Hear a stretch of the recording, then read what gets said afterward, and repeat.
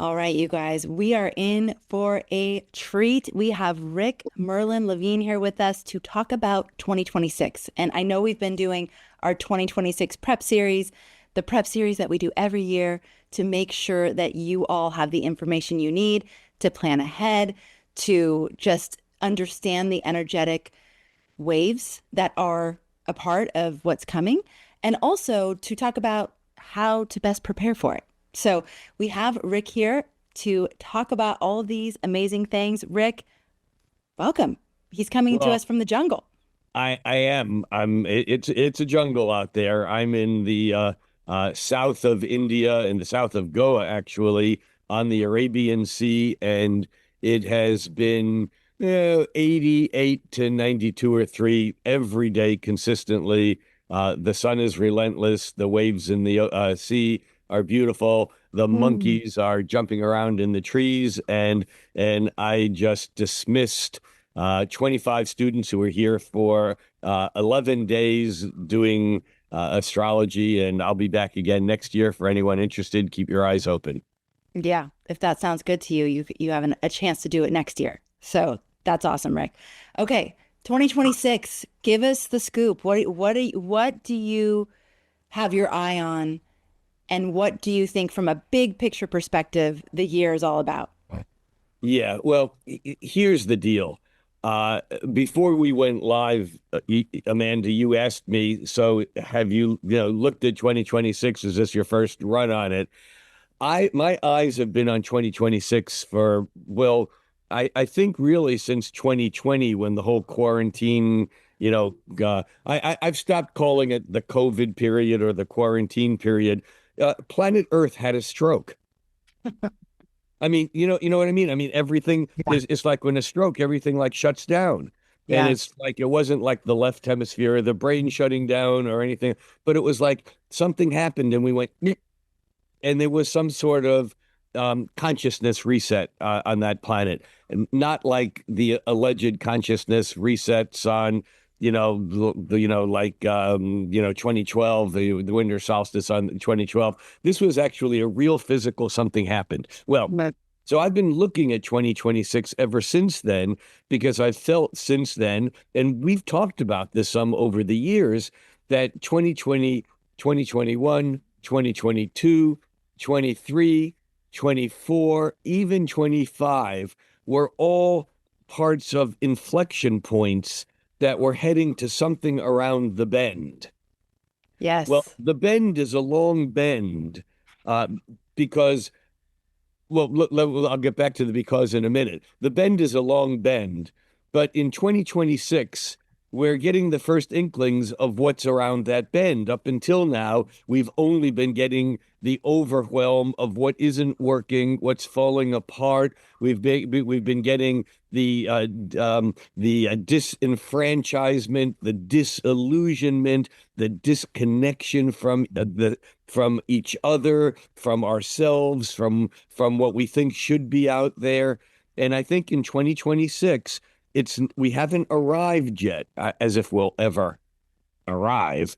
But but I think in 2026 we begin to get inklings of what's around the bend. Now, the frustrating thing is no one knows what's around the bend. Mhm. And I don't care how good of an astrologer you are, how much history you've read. I mean, astrologers will weigh in on their visions of what's around the bend. All I know as an astrologer, this is a bend like we've never seen before. It's the bigliest bend we've ever had. And it really is. Amanda, I've spent several years, many years now, with you talking about the astrologers are saying that this is the biggest new moon ever. This is the most important this ever. This month, and we all fall into that as astrologers sometimes. But I'm a bit of a minimalist now. Is go, well, it's not as big as everyone says, but it's important. This one, I think, is really as big as everyone says, and we can break down some of the reasons why.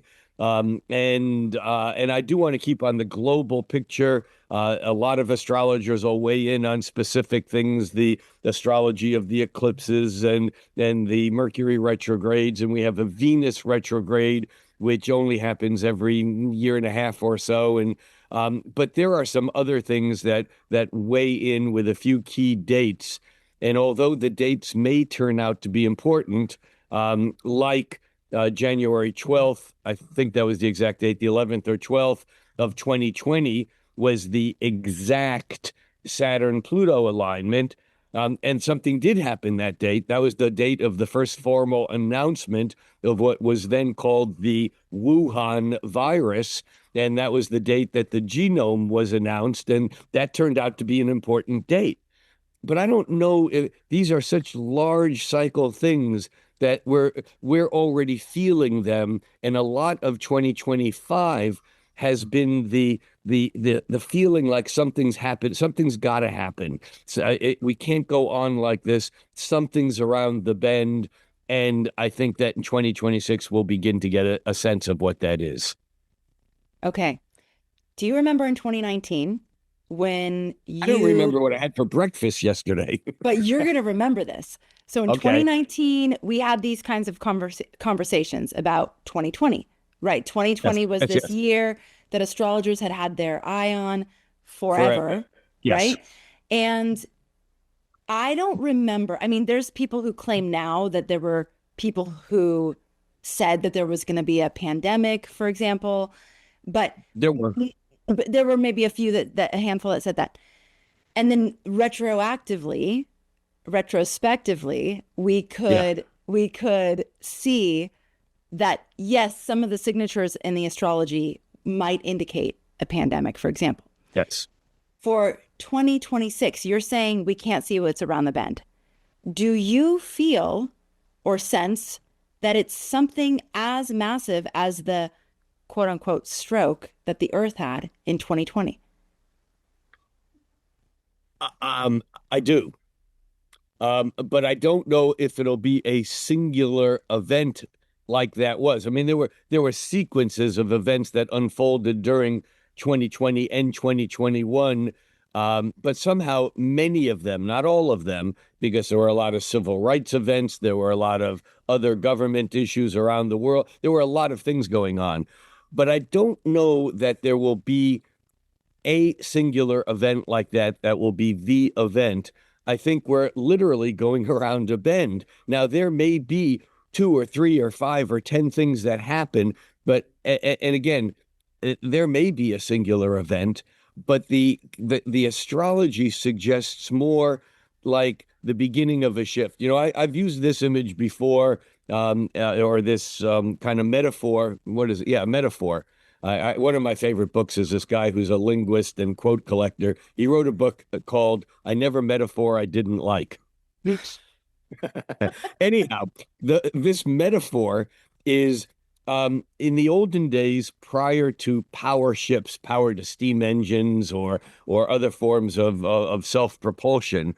If we were on a clipper ship going from New York to San Francisco, say, or New York to India, the way we would go is we would go down the coast, and because there was no Panama Canal, then we'd go all the way down to the southern tip of South America, called Land of Fire, Tierra del Fuego.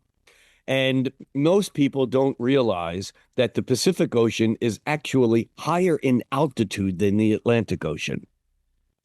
Not much, but it is higher.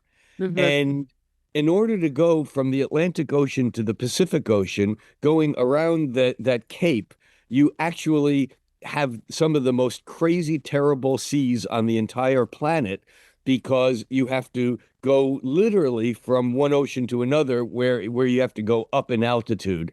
And the old clipper ships sometimes would take days, weeks, even months. Many were lost, and many simply just turned around and went back. They couldn't make the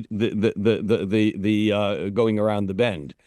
Here's the thing: you couldn't take a sighting on or a bearings on where you were and where you were going until you were around the bend. I mean, for us to have such a before and after kind of experience of a year, like where now we see all this energy that has led up until now, we have some sort of vantage point where things look different. It does seem Yeah. like something or things would have to happen, right? But Yeah. are you seeing from the astrology that it's probably not something we already see, like for example, AI? Oh, well, that's funny you said that because one of the shifts that we're going through are shifts of the outer planets, Saturn, Neptune, Uranus, Pluto, are all moving, and even Jupiter is in that equation. But in particular, Uranus, Neptune, and Pluto, and Saturn is in that picture also. They're all moving, changing signs at a similar time. Now, they've done that before, but they've never done it so in such a close proximity and all sextiling and trining one another, which theoretically should be good. But we'll come back to this because trines and sextiles are not always good. But they're all doing this in very tight aspect to one another. And so what I'm seeing here is that the first of these was the slowest moving planet, Pluto, as it moved from Capricorn, where it was doing its turmoil when Saturn lined up with it in January of 2020, which we talked about previously.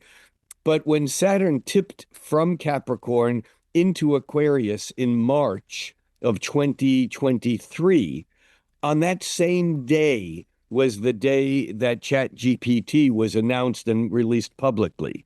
That Mm. is a signal. That is an astrological clue. And so you just brought that up. And yes, I think that's part of the equation, but it's not it's not the whole deal, and it's not about any one thing in reference to that.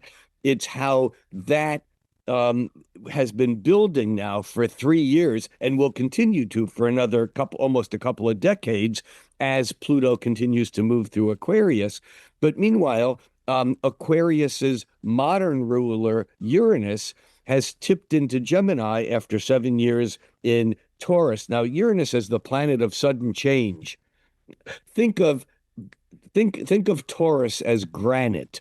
I mean, it's the solidness beneath our feet, or Taurus is an earth sign, and it's dense, like a bull is dense matter. And there's that sense that when Uranus is in Taurus, it doesn't change very easily. So, in order for it to change, there has to be really big disruptions. The lightning has to strike in such an incredibly strong way. And that's an example of the COVID change while Uranus was in Taurus. As Uranus moves into Gemini, think of sparks in the sky, think of lightning, think of buzzing, think of thoughts moving at higher speeds than they've moved at for a long time.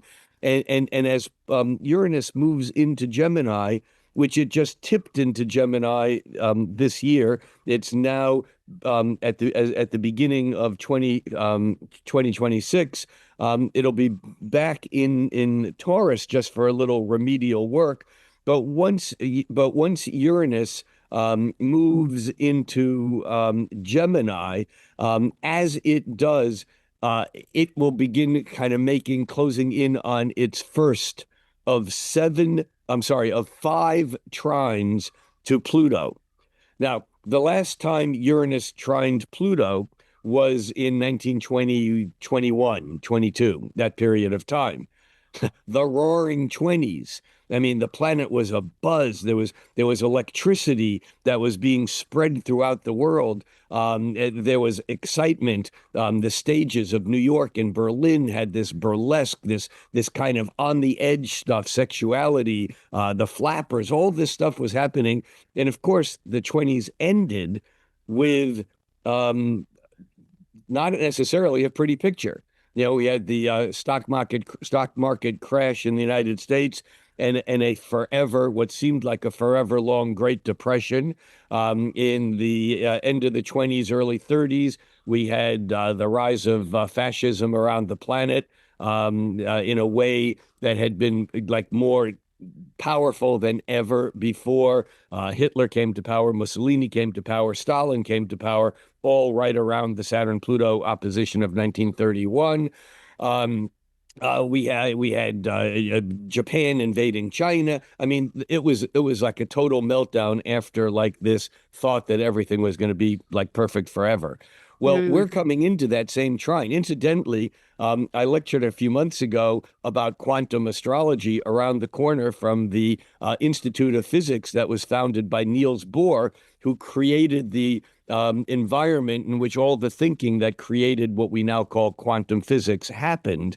And that was created, that institute was created in 1921 on the last Uranus Pluto trine.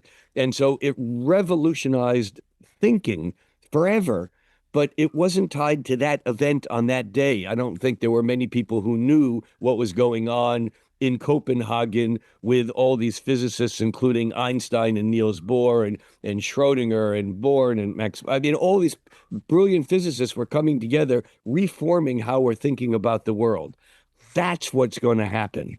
We're And we're getting a reforming how we flavor think of it. about the world. Well, think about the cosmos, the beautiful order of not only what's up there, but what's in here. You know, as we know, we've talked about this many times. The word cosmos means order and it means beautiful. And we, a matter of fact, we've talked about how the modern word cosmetics, we've twisted our reality so much that cosmetics hide the ugliness rather than to the Greeks, they would bring out the natural beauty or order.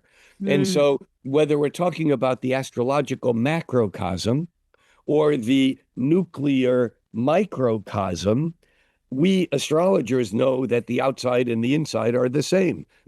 As above, so below. The inside, the within, is as the without. If that's the case, what we're going through is Uranus in Gemini harmonizing with Pluto. Uranus is the shock, surprise, awe, the radical, the revolutionary, the lightning striking. The Uranus is the aha experience. It's often called Uranus the Great Awakener. Now, what is Uranus awakening? It's harmonizing or trining its flowing energy with Pluto, the planet that is the deepest inside and outside. It's the lord of the hell realms. And remember, hell is not a place where we go to get punished. In most indigenous cultures and many of the Asian philosophies, hell is a place of both heaven and hell, what we call. It's a place where everything on the physical realm is born and goes back to those spaces. It's not like a bifurcation, if you good or bad, heaven or hell. It's more of everything that's invisible to us on the three-dimensional world. And what's, I think, very significant is that the inside and the outside are one. This is the old emerald tablet, that it's not like the upstairs makes the downstairs happen. It's not like as above that makes the below. It's the within and the without are one. They're not even reflections of the same thing. They're the same thing. And so where consciousness just surfing on a wave that is kind of the interference patterns of, because as we know, nodes are just where waves cross and they create the illusion of something solid. We are the illusion of solidity on the very big waves and the very little waves. Now, what does this have to do with 2026? Well, Pluto is also about the invisible becoming visible. It's about it's about Persephone being rescued from the underworld and spending time in the upper world also. How does Persephone get out? Mercury, the psychopomp, cuts the deal and is the guide between the worlds. Mercury is the heavenly messenger. It's how we think, it's how we communicate, it's language, it's the interchange of inside and outside. And Gemini is in Mercury. I'm sorry, Uranus is in Gemini, Mercury's domain, while it's flowing energy back and forth with Pluto, as Jeff Green called it, the evolutionary journey of the soul. This is not about physical reality. This is about how our entire worldview is in the process already changing. And for some people, there won't be any surprises. Although as the aliens land on the White House lawn, or as we all of a sudden realize that what we thought was dark energy and dark matter, 96% of what's out there, we know it's out there, but we have no way of perceiving it. We're beginning to step into those realms. I think we're going to understand a totally new picture of who we are, where we came from, including all the fabricated history that we live in about who we are as a species, why we're here, what we're doing. This is what I think is potentially online. Now, having said all that, and there's more to it, and actually, let me say just a moment more of what's more to it, because although the Uranus-Pluto trine by itself would be enough, at the midpoint of that trine, is as Pluto is changing, or is in the process, it's already technically changed, but Pluto is moving from Capricorn to Aquarius. And as Uranus around the same time is moving from Taurus into Gemini, air sign to air sign, at the same time, Saturn and Neptune, sorry for the misspeaks, Saturn and Neptune together are moving from Pisces into Aries. And as astrologers have been talking about, I'm not here delivering new news, that on February 20th of 2026, Saturn and Neptune will align at 0 degrees of Aries. Well, Saturn and Neptune align every 35, 36 years. No big deal. Except we do not have awareness of them ever doing that at the 0 degrees Aries point before. I mean, we can go back 3,000 years. We can get about 4 or 5 degrees away from it, but this is nailed at the 0 degrees Aries point. Why is that important? Well, for astrology, 0 degrees Aries point is the start of everything.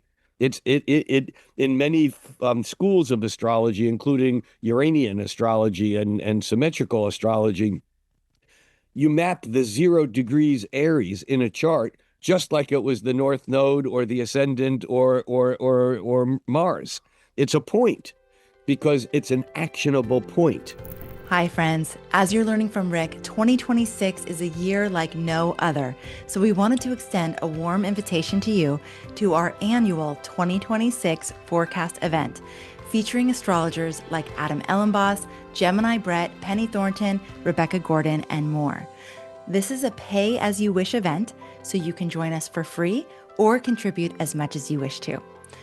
Go to astrologyhub.com/2026 forecast to reserve your spot and learn more about the event. I cannot wait to see you there. Now back to the episode. And when Saturn, the planet of what we see as reality, and Neptune, what we imagine is out past reality, when the two of those get together, there are always transformations in how Neptune melts the hard edges of what we thought was true, and how Saturn crystallizes parts of the imagination into the three-dimensional world and appears to be true. Now, of course, reality is not what we think it is. In fact, and I know I've said this here to your people, to the Astrology Hubbers, and that is that many years ago, back in the early 70s, I think, Rob Hand wrote that astrologers used to believe that Saturn was reality and Neptune is illusion. But now we know that Neptune is reality and Saturn is the illusion there was one.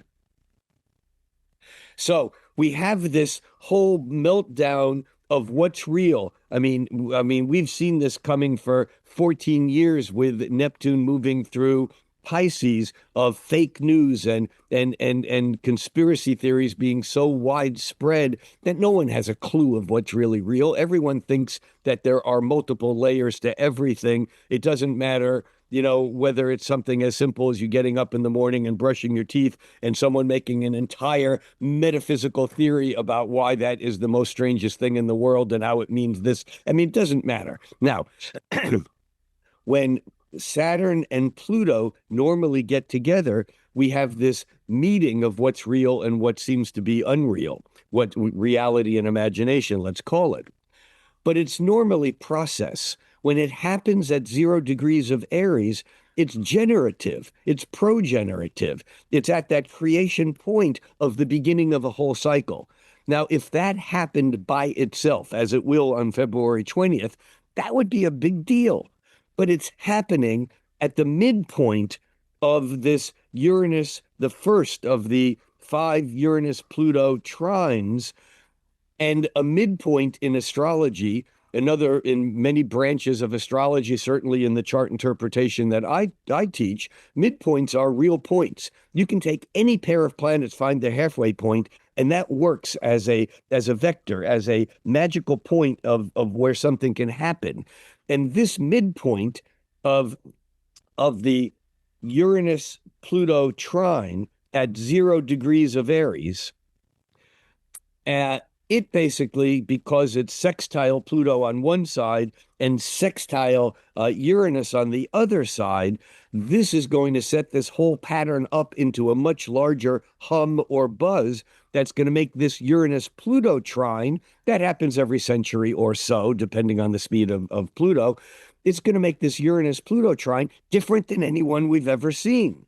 Because the planets of what's real and what's not real, how does imagination impact reality? How does the future impact the present moment? How does the present moment impact our past? These are crazy things. Is there alien life forces out there? What is or what will become of interstellar objects that are moving into our solar system? I mean, we're recording this, yet before the end of 2025, and there's so much energy and buzz around what Three-Eye Atlas is and what it isn't and whatever. It doesn't matter right now what it is or isn't. What matters is so much energy on the planet is focusing on the reality or the potentiality of extraterrestrial intelligence. Now, a quick word on extraterrestrial intelligence. They don't have to be from another planet. They can, I don't know, no one knows. But even people who say they know, and there's many people who do, many people have had very wide experiences. If you're an alien UFO or whatever, you haven't read the material. If you've read the material, you know that there's way too much out there that can just be made up stuff. But the question is, where does this come from? And here's the key thing. Intelligence does not require a meat body to be intelligence. We are intelligent, but there's enough evidence, and I know you've had conversations, with people like Suzanne Giesemann and other people that are in regular interaction and communication with what we might call disincarnate consciousness, spirit guides, ancestor guides, people we knew who are now passed over. I mean, this has become something that for many people who have been initiated, it's not even a question of belief like astrology. For those who have been initiated, it's not a question of belief. You either know about it or you don't. It's that simple. Now, if that's the case, I would suggest that all disincarnate consciousness is extraterrestrial. Huh. It's not Yeah. of the earth. What does extraterrestrial mean?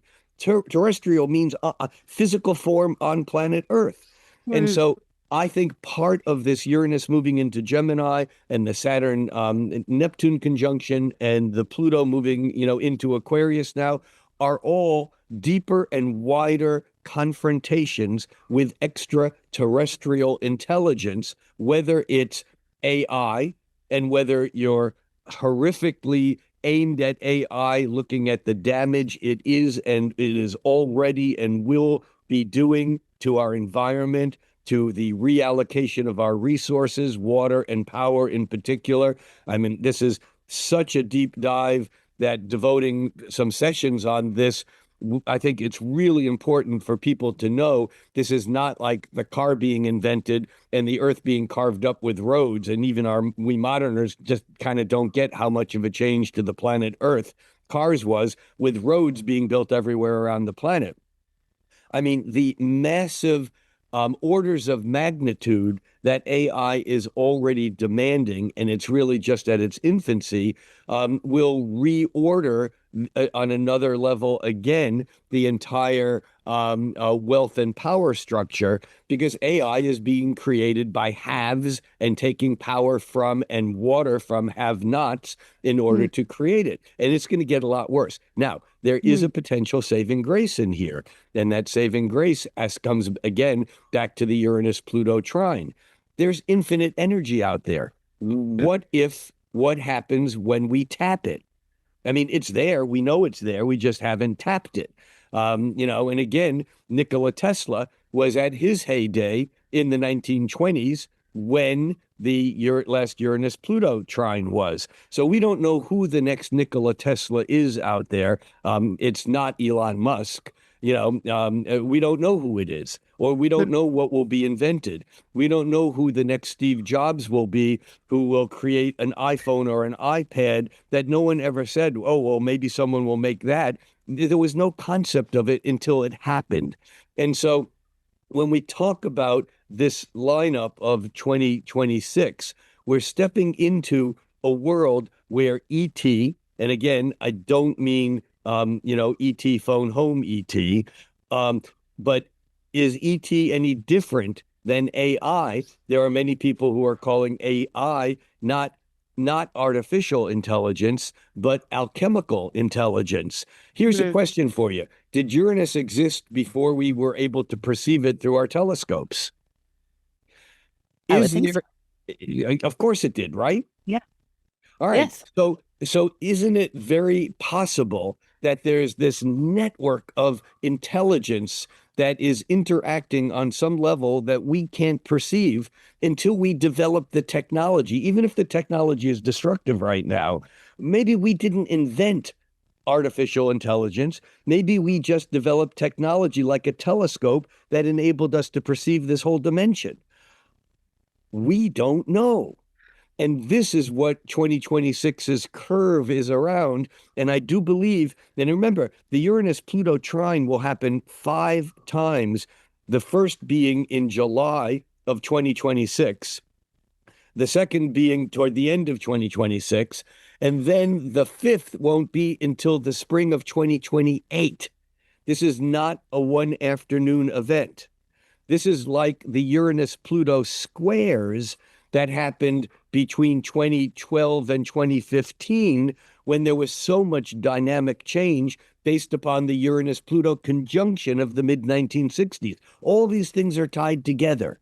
And so we're going now in the metaphysical development and the evolution of humanity. We're going back to the seed that was planted in the mid 1960s, when people started popping out of their body and having these amazing experiences, whether it was psychedelics or whether it was yoga, whether it was cannabis, whether it was just music and dancing, whether it was feeling the beat of the tribal drums, whether it was just electricity pulsing around the planet, a television age coming, television generation coming of age.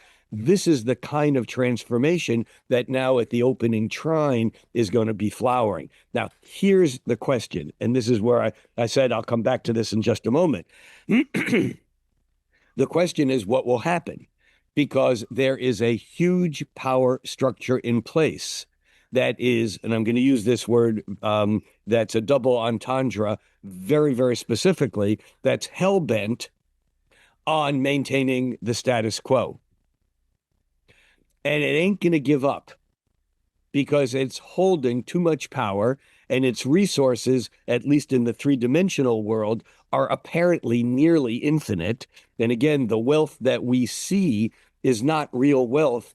I mean, the wealth of the Bill Gates and the Elon Musks and the Mark Zuckerbergs and the the various other people, that wealth is immense wealth to us that deal in life with a whole lot less zeros at the end of our accounts.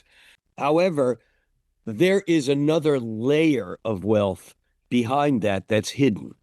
And this is Pluto, because Pluto is the wealth that's buried. It's the unconscious. It's the whether it's the Illuminati or the Rothschilds or the who knows where this money is. Again, you can have as much money as you want above the surface. But the real wealth is in owning the diamond mines, the gold mines, the tin mines, the silver mines, the copper mines, the petroleum, oil fields. This is where real wealth is. And this is why a plutocracy is different than an oligarchy. An oligarchy is a government by rich people.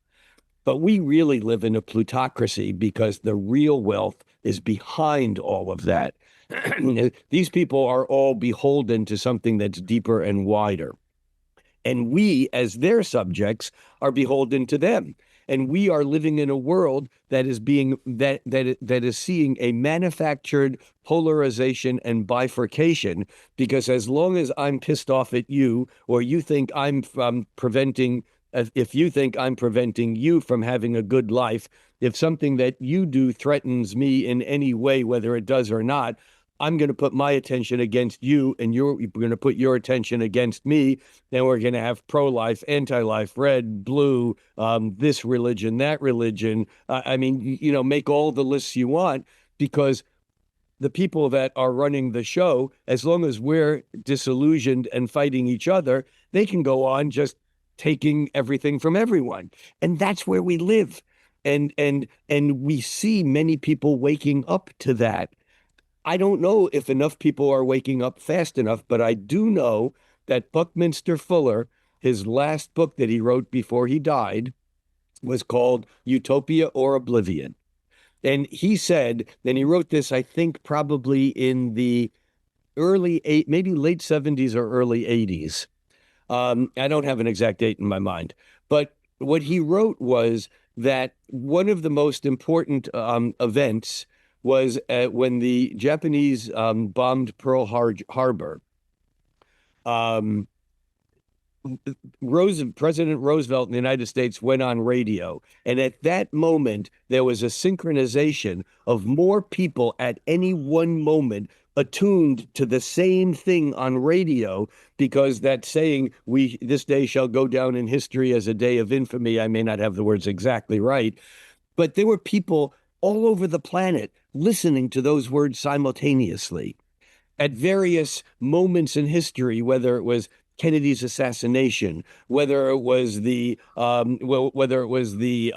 coronation of someone, or whether it was a great celebration, or whether it was the bombing of the World Trade Tower. We have these moments where we synchronize consciousness like we never have before.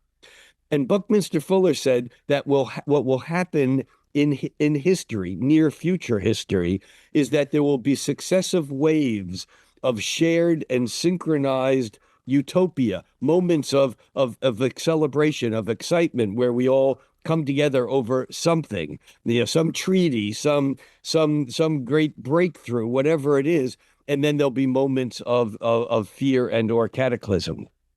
And these waves, because of the advancing technology, will get successively larger one way, larger the other in these swings, until one wave is large enough that it basically says point of no return. Utopia, we're on our way to something better. Oblivion, we missed our chance. Done. Where are we? We're right at that junction point. Which way is it going to go?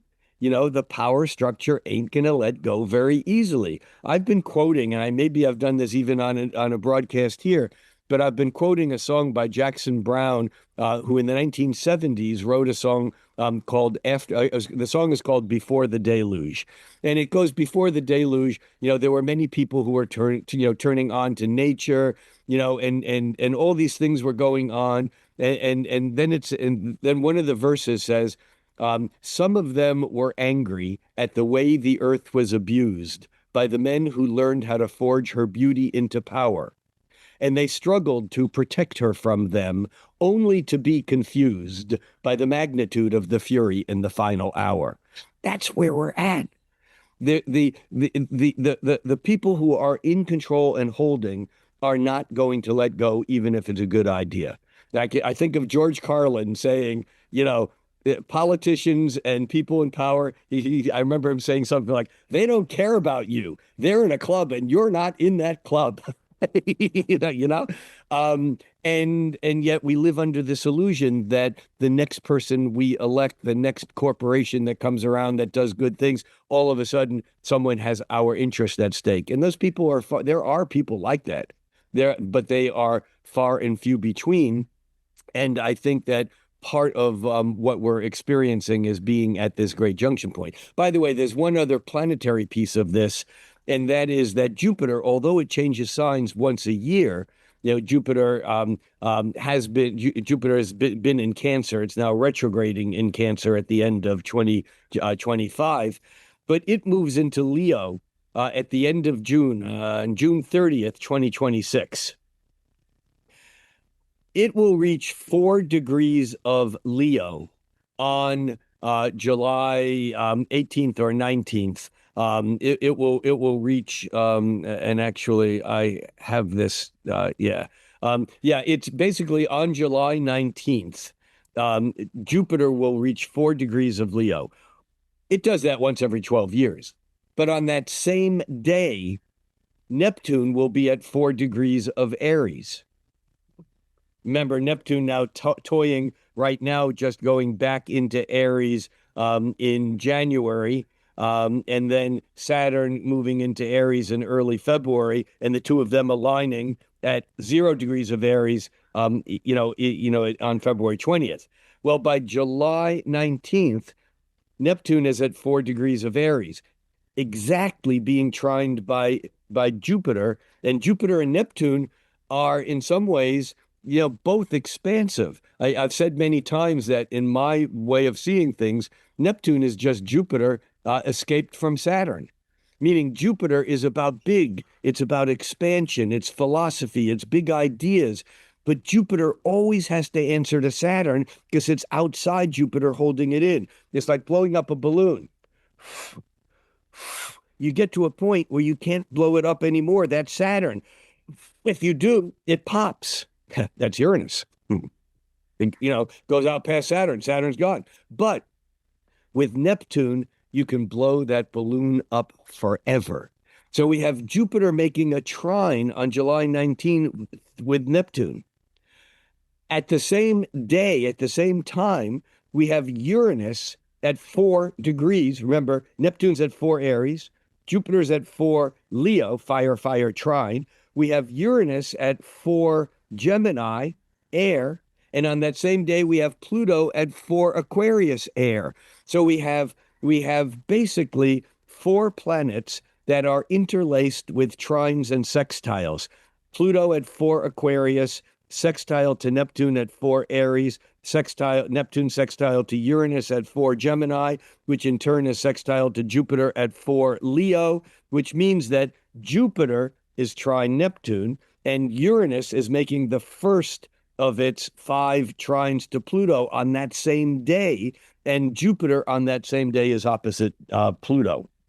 This ain't ever seen it before. No one alive or, as far, again, we astrologers have this magical toy that's called the computer that can animate astrology for hundreds, even thousands of years into the future or the past.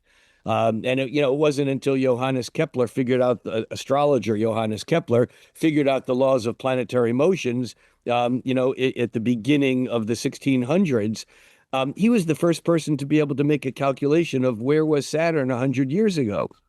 We now can slide our software backwards and forward by centuries. And no one has ever seen a situation where Jupiter, Uranus, Neptune, and Pluto are all making trines or sextiles or oppositions from one to another. And Saturn, which is left out of that picture because Saturn's moving a bit faster than Neptune. So by July, Saturn will already be halfway through Aries. Saturn will be at 14 degrees of Aries. On that same day, Mars is at 14 degrees of Gemini, meaning that that's a sextile. So now we have trines or sextiles between Mars, Saturn, Mars, Jupiter, Saturn, Uranus, Neptune, and Pluto. Will something happen on that day? Well, if we're doing everything right, nothing will happen. It'll just be a flow of going from the Atlantic to the Pacific. But we know that's not the world we live in. And I don't know it'll be that day, but my sense is that we first have to get through the Saturn Neptune conjunction in February, and we're already feeling it. Remember, Saturn and Neptune came within a quarter of a degree of being exact over this fall, 2025. And then Saturn turned retrograde. They were almost together. They were just almost together in Aries. But then Saturn retrograded back into Pisces faster than Neptune retrograding back into Pisces. And then Saturn turns direct, Neptune turns direct, and then Neptune moves into Aries. Saturn moving faster moves into Aries. And that's where we're at right now. We're already feeling this whole meltdown of what we thought was real. I don't care what I care what your politics are, but it doesn't matter what your politics are because everyone is experiencing shades of what I thought was real wasn't quite the way I thought it was. We're all experiencing that. And if we can find that as a common thread, we may actually get out of this all as one, because you can take anyone that's opposite you on any issue. And if you choose to, you can find more in common than you have at difference. You both want to be happy. You both have to go to the bathroom a couple times a day. I mean, there are things that we as humans have in common, and yet we've been trained to find something that's different about someone else and make everything about that, and therefore to bifurcate and then to create that polarity, that false polarity. This is part of the message of Neptune having moved through Pisces, is that the illusion that you are you and I am me. Well, that's an ego thing, and that's important for my survival and your survival. If I think my survival is threatened by you, I'm going to do whatever I can to make boundaries against you or eliminate your power. But if I begin to realize that we're all in this soup together, we're either going to all get out of it together, or we're all going to cook into the soup and not be what either of us want to be. That's what we're facing in 2026. And I've just picked out one event to focus on, and really a couple of events, because the Saturn Neptune conjunction in February is going to give us some clues around where things are developing. And remember, Uranus and Pluto also in October, November, October, November, really, of 2025, also came within a quarter of a degree of being exact. We're getting inklings, glimpses, just moments of, holy smokes, this could be possible. And that this could be possible is simultaneously built on perfection, realization, idealism, and fear. And we have to make choices about what there's that old Native American story about we all have two wolves in us, and the kid coming to the wise grandfather and saying these two wolves are battling for dominance in my mind. Which one will win? And the grandfather says, the one you attend, the one you feed will win. And so we all have to find ways in which we can feed, not Pollyanna making the difficult deny the difficult, but we have to feed the wolf in this image. That's the kind one. That's the one that's working towards idealism and cooperation rather than hate and getting rid of the old. I mean, many people have said, Einstein said it, Bucky Fuller wrote a book about it, that we don't make progress by denying or taking apart the old. We make progress by imagining and creating the new. Hey there, if you're loving this episode and don't want to miss any of Rick's guidance, which we feature on this channel, make sure you subscribe. Go ahead and hit that subscribe button now, and you'll never miss an episode. Thank you for supporting this channel and the astrologers who share their wisdom. And that's part of what we're doing here on Astrology Hub. And as much as Astrology Hub is fantastic, and I mean, I support what you do, what we do. I feel very much a part of Astrology Hub. It's amazing the network that it's created that raises people's awareness and consciousness. but it's one of hundreds, maybe thousands, maybe tens of thousands of points. I hate to use this George Bush phrase, but points of light that are actually emanating awareness and consciousness, because the only thing we can change, I mean, we can do all the protesting and the hard work, and all of this stuff is important, but the only thing that changes things is our awareness. When we change our awareness, that's when we do the hard work. That's when we call in Saturn to crystallize or realize the mists of fantasy, illusion, and idealism. And here's another thing about that Saturn Neptune conjunction, because many traditional astrologers look back and go, Saturn Neptune conjunctions are horrific. They crash the stock market. They bring in waves of depression, and they never turn out well in the past, or at least many astrologers will make that case. I think both cases can be made. But here's the thing: the dreams of illusion, when they precipitate out of the clouds and into the three-dimensional world and become Saturnized. I mean, think of the clouds and then rain coming to Earth. Now think of our dreams. You know, Disney, a dream is a wish your heart makes. Think of those illusions and those dreams, and then think of doing the hard work and crystallizing those dreams and making them real. Like Astrology Hub was once a dream for you. Being an astrologer was once a misty dream of illusion to me when I was doing the same boring job that everyone else has had to do. Mine was maybe different, but it was still that world. When the dreams of illusion, the mists of illusion, precipitate into the three-dimensional world, this is Saturn and Neptune, reality often isn't as pretty as it was in dreams. The colors aren't as bright. We don't have to pay our rent in the dreams. You know, there's still the three-dimensional Saturnian world that we need to live in. And so for that reason, historically, Saturn Neptune is considered to be, discouraging, because things sometimes don't turn out the way we want or the way we imagine or dream. Now, again, this Saturn Neptune is different, not only because it's at 0 degrees of Aries at that starting point, generating something completely new, like a new life, but it's also harmonizing with sextiles. And remember, sextiles in astrology, the energy doesn't flow as easily as it does in a trine. In a sextile, you have to do something about it, because a sextile is elements that get together, but different elements, meaning that Uranus, air, Gemini, Pluto, air, Aquarius, same element, the energy just flows.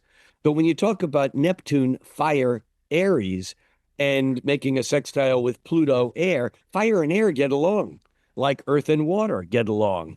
So sextiles are based upon cooperation.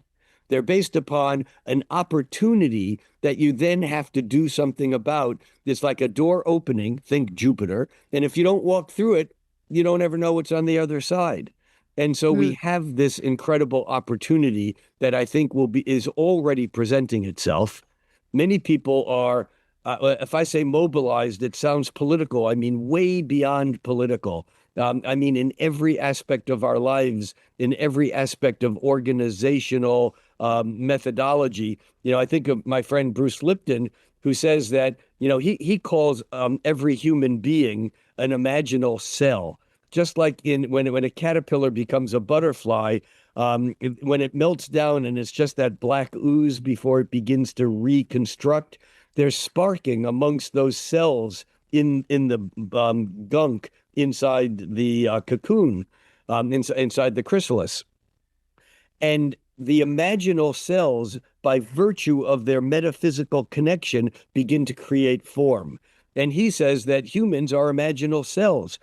Just like in our body, we're made up of trillions of cells that all function as a community. When one doesn't play with the rest of the community for whatever reason, we get ill.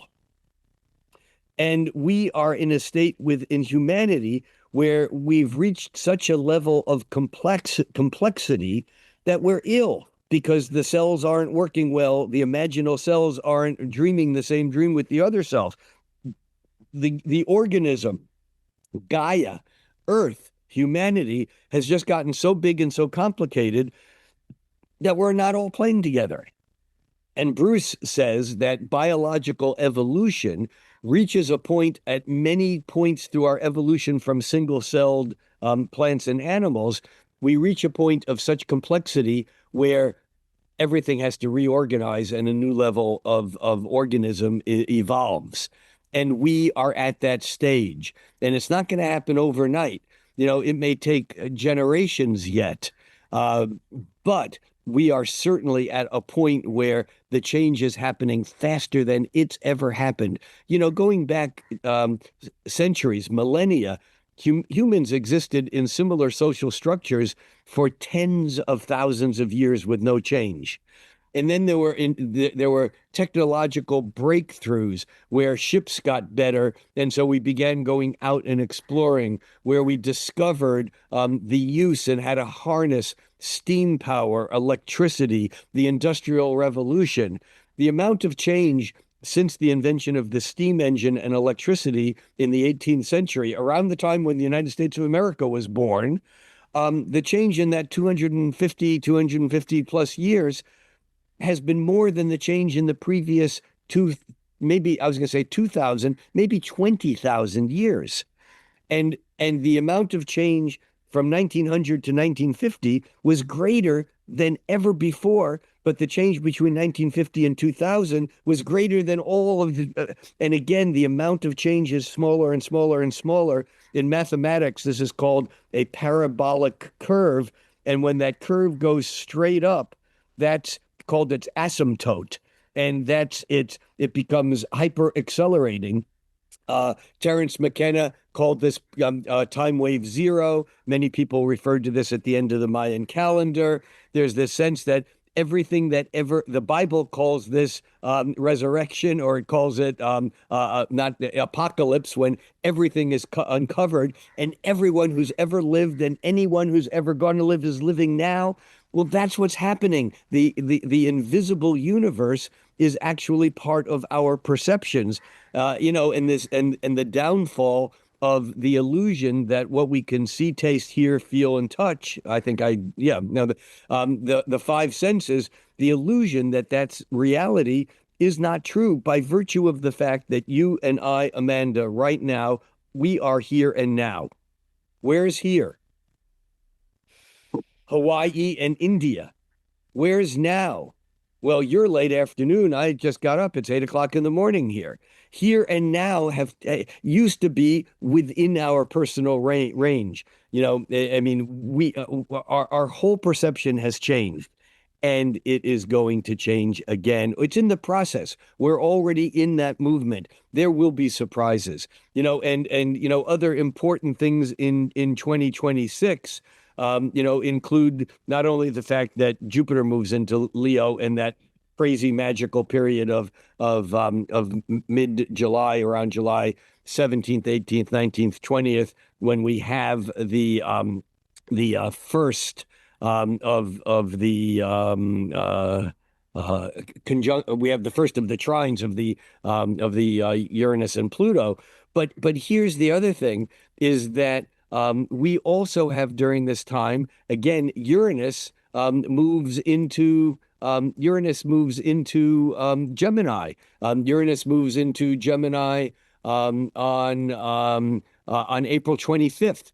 We felt the buzz. Everyone I know reported feeling something different when Uranus moved into Gemini this fall or last summer.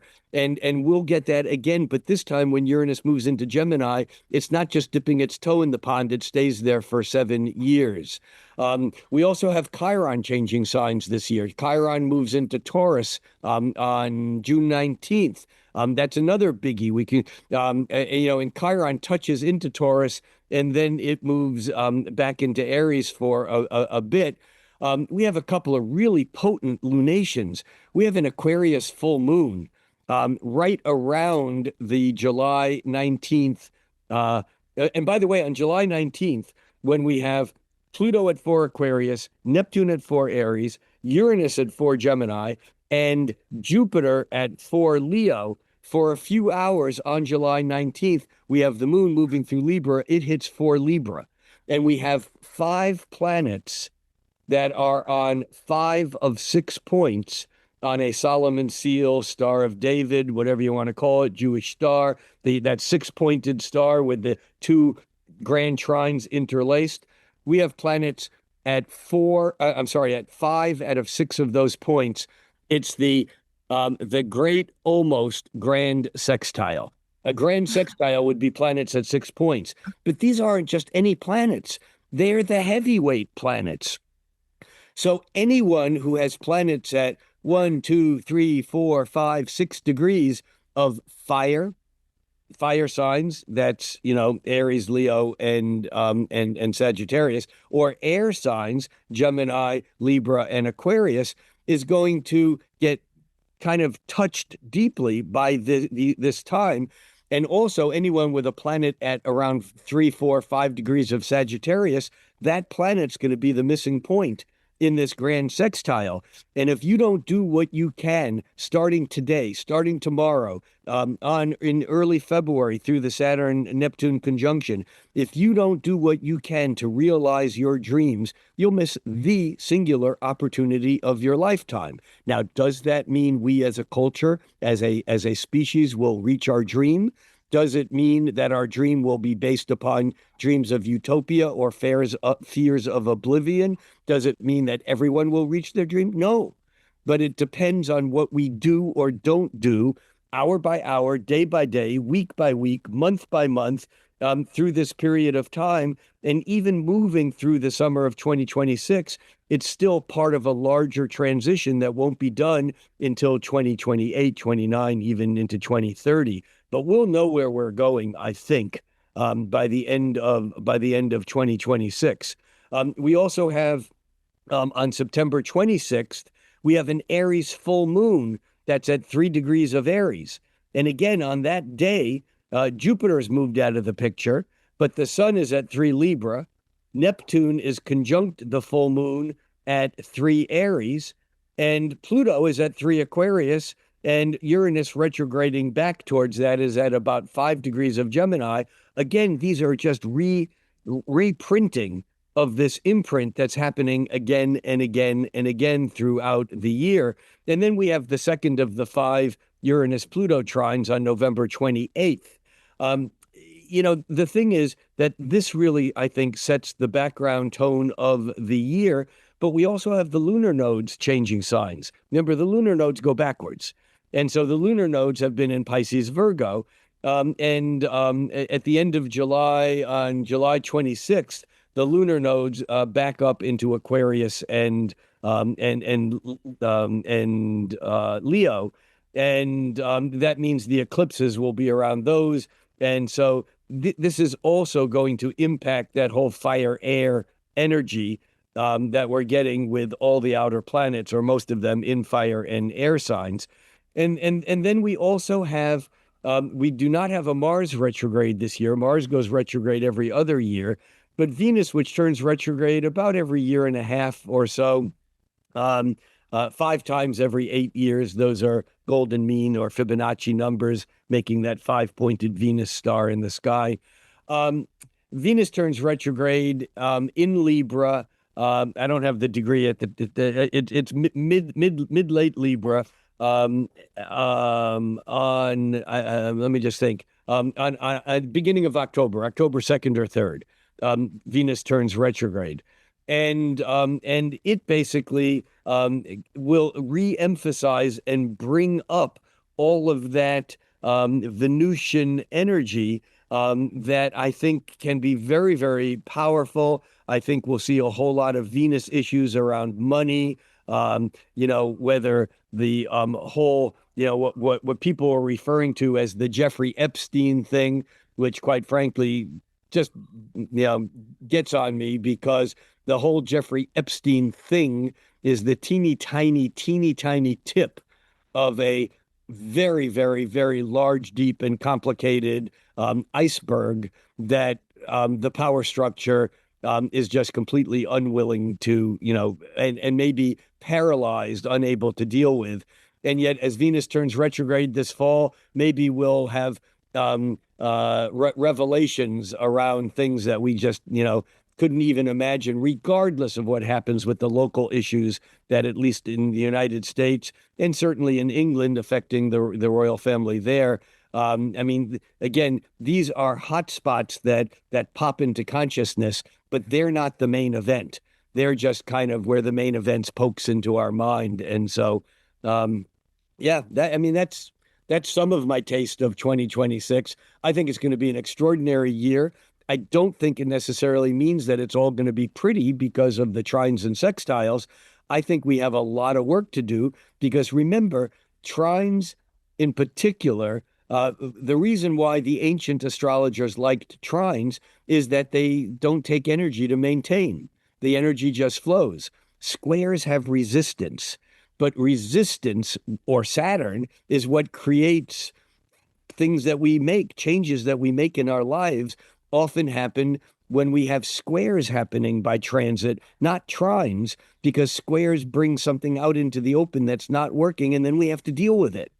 And so the danger of 2026 is that people become complacent enough or discouraged or disillusioned and discouraged enough that they don't engage and let this amazing year just wash over us as kind of like, oh, we got money from the government. Oh, they did this and that worked great. And then somehow we don't deal with the more substantial issues because this is our time to do all of that.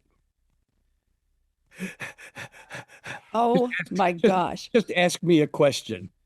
Rick, that was extraordinary. I mean, you're always good, and you say you're not a morning person, but oh my God, that was incredible. Well, I mean, for the past 11 days, I've been getting up at 7 o'clock and teaching in the morning, and maybe teaching. you're more of a morning person than you thought, Rick. I I don't just know. gotta, Okay. I just got to I get to have bed before sunrise. exactly. I have a list of questions. I do Okay, I'll not try think to we have answer them. I'll try to answer them succinctly. And obviously, Amanda, we have all of 2026 to unfold this. exactly. I mean, this is what I'm thinking, Rick, is this is the, as you say, opening volley. And there Yeah. needs to be many more conversations because there's just so much here. Um, I think what I'll do, instead of asking my questions, except for the one question, and you might have said this, and it should be simple, the Uranus Pluto trine Yeah. date.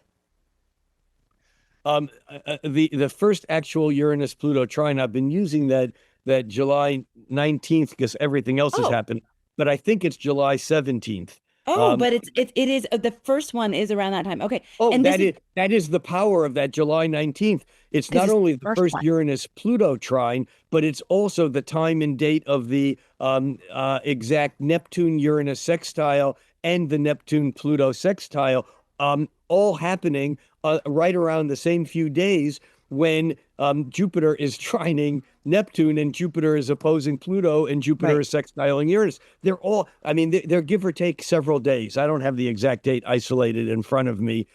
It would be really, really easy to find, and I might even have it here. Saturn, Neptune, Uranus.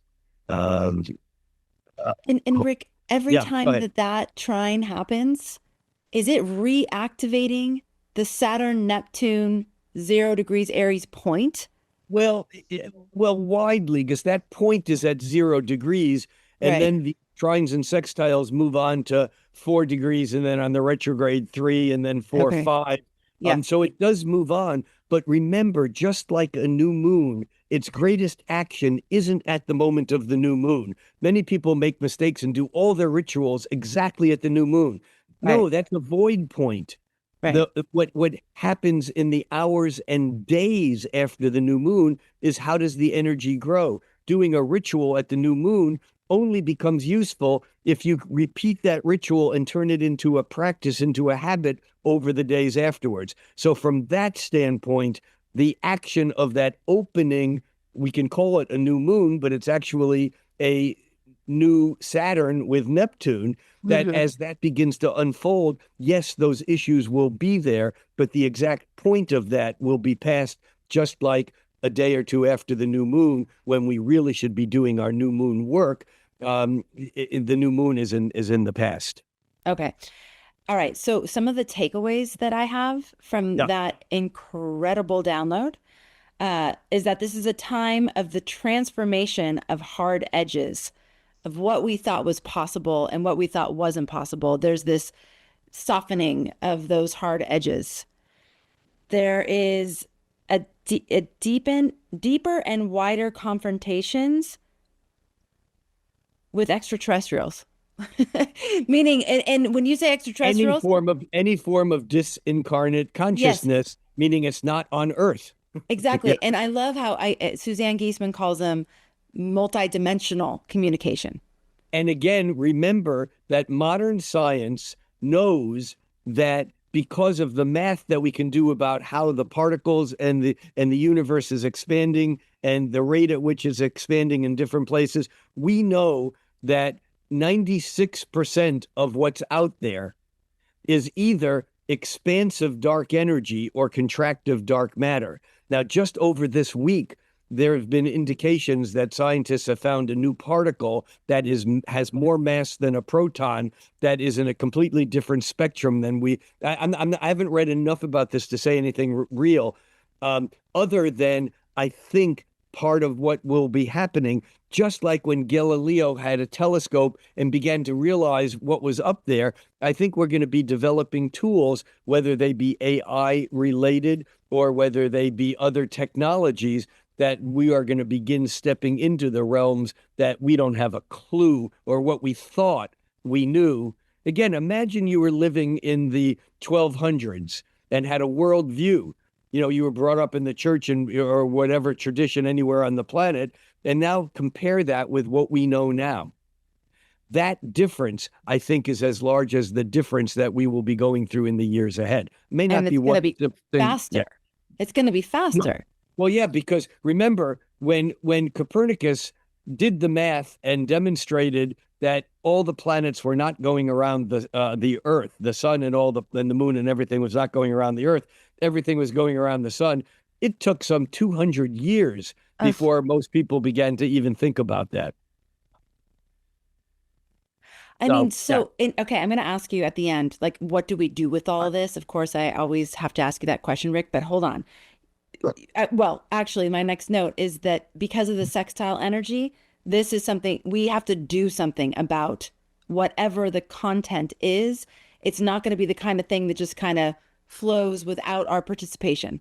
There's an actual Yes and no. Remember, there are trines also at the same time. And so there will be energy flowing. It goes back to that old Hopi prophecy that we've been talking about, a time ahead. Well, that time is here. The river is flowing faster than ever. Do not try to hold on to the edge. If you do, you will be torn in half. Push out into the center and flow with the tidal, with the river's currents. Keep your mm, head above water. Look around you. See who's there. This is your new family, and know where your water source is coming from, know where your food's coming from, and be joyous. This is a Hopi tradition that people can find it online if they do Hopi prophecy. It's a mhm. beautifully worded thing. I just totally trashed it. But yes, there will be flow. And yes, we can make the most of it if we engage it and do something about it. We won't have any choice. We will have to be engaging it. But remember, people can engage out of fear, out of hate, out of shutting down, out of denial, or out of ignorance. Yes, yes, yes. I feel like that's one of the biggest takeaways of what you've been saying, that we do have a choice in how, like, things are changing dramatically. Yeah.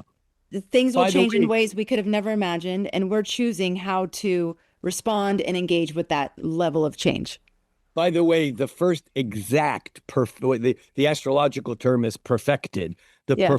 First of five perfections of the Uranus Pluto trine is on July 17. And Okay. again, though it takes until July 18 until Jupiter clicks from 3 degrees to 4 degrees. And by then, the actual exactness, because these planets are moving so slow. I mean, Uranus and Pluto stay at 4 degrees. Oh my gosh. I'm just doing this real time here as we're looking at this. They stay at 4 degrees from early July This is the partile, meaning same degree. They stay at that same degree from early July to early August. Mm. And into that same period of time, Neptune is almost not moving at all. It stays at 4 degrees because it's retrograde. And Jupiter, normally considered to be a slow planet, sweeps through it, you know. Wow. Okay. You Yeah. also said, do what you can to realize your dreams or miss the opportunity.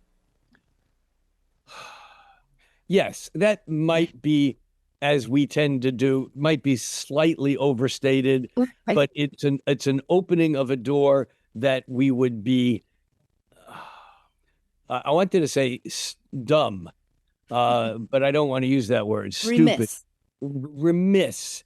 Yeah, it's an opportunity that if we were paying attention, we wouldn't want to miss. Mm. Okay.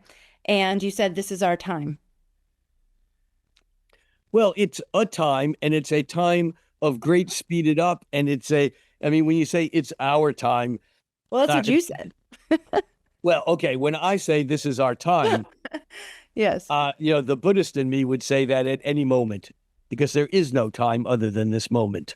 Right. But Yeah. yeah, this is a time like we've never seen. And when I say this, I mean July of 2026. I mean all of 2026. I mean 2020 through 2030. I Yeah. also mean 1960s through the 2035 period of time. Again, Mm. we look at this through the human perspective of today, this week, this month, this year, this decade, the transition that we're in right now over a period of several decades is unlike anything that humanity has ever seen before. Yeah. I was recording with Deborah Silverman, and I Okay. had the thought of that my children, like the world they're going to live in is just unfathomable Yeah. to where we're at right now. Yeah, Deborah does hyperbole even better than I do. Yeah. Yes. Okay. Rick, thank you. This has been so good. And you're one of the few astrologers who really emphasizes the midpoint. And so when you brought that midpoint conversation in, for me, that's another layer of the extraordinary energies that we have ahead. Okay, I want to say something to anyone out there who does astrology. If you don't understand or at least look at occasionally but use midpoints, it would be the same as doing a chart without Mars or without Uranus or whatever. It's like, I mean, they are as important as if there was a planet there. And Mm. it is basically the great breakthrough of the Germanic school called the Hamburg School at the turn of the 19th century that introduced at midpoints as we kind of know them or use them now, that became cosmobiology, Uranian astrology, symmetrical astrology, as used and taught by people like Gary Christian, Michael Bryan, other people who are, I mean, many people using these techniques, but there are some really extraordinary astrologers who are champions of this. And yeah, midpoints. I wrote an essay in 1992 for an astrology magazine, and the title of the essay was "Midpoints Are Real Points." That was the title of the essay. Rick, we should do a class on midpoints. Let's do it. Yes, let's do it because I really think a lot of people are not clear on how to interpret them and the importance and all those good things. So, Yeah, okay, this has been so good. Thank you for, I know you don't like to do these podcasts so early in the morning for you, but I've thank told you, you. Amanda. You tell me a time and a date, and I will be there. Thank you for doing that. Thank you for doing that for our community. You are the best. I love you so much. Thank you, Rick. Thanks to all of you for any of you who were with us throughout that whole whirlwind of incredible information. I'm just so glad that you're here on this ride with us here at Astrology Hub, that I get to peek up in that river, that flowing river that we're in, and see all of you and see all of you in the chat. This is our chosen family, and it's incredible. So thank you for being a part of this community. Thank you for making astrology a part of your life. Can't wait to catch you on the next episode. And Rick, you take care. Thank you so much for this opportunity to connect with not only all your people, but with you. The best. Okay. Love Best, you and so the much. the best of this season to everyone, whoever you are, wherever you are on the planet, spread cheer, Yeah. spread illumination. Perfect. All right. Take care, everybody. See you soon.